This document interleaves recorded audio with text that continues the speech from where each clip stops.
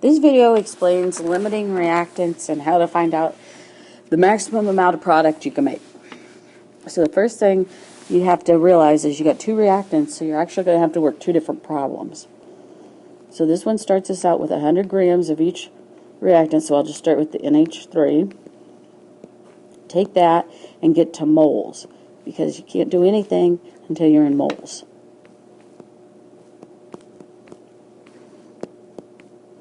To do that, you need the molar mass. So that would be 17.04. And then once you have moles, you can switch from moles of your reactant to moles of the product that it asks about. So moles of NO. And to do that, you need a balanced chemical equation. So always check and make sure your equation is balanced, which this one is not. So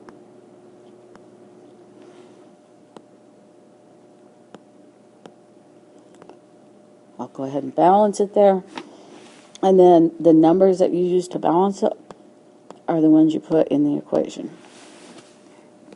And then it asks what's the maximum amount. And since I wrote this question, I'll say that I was talking about grams of NO. So the molar mass of that would be about 30.01. So multiply all that out, you get 176 grams of NO. That's the max you can make with 100 grams of ammonia, assuming you have the right, or you have enough oxygen. So next we have to check to see how much we can make with 100 grams of oxygen.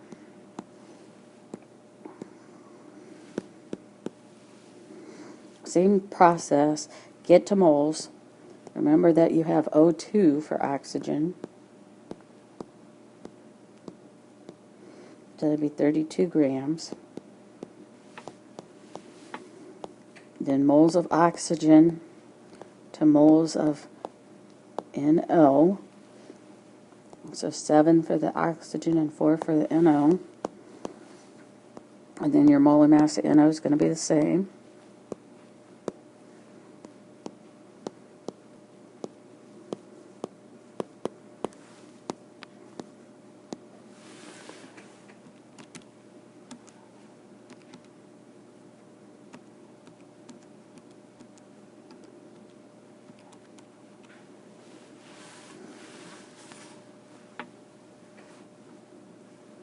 Which is going to give us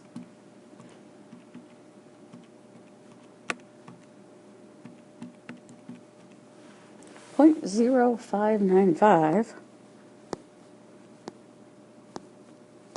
So there's quite the difference here.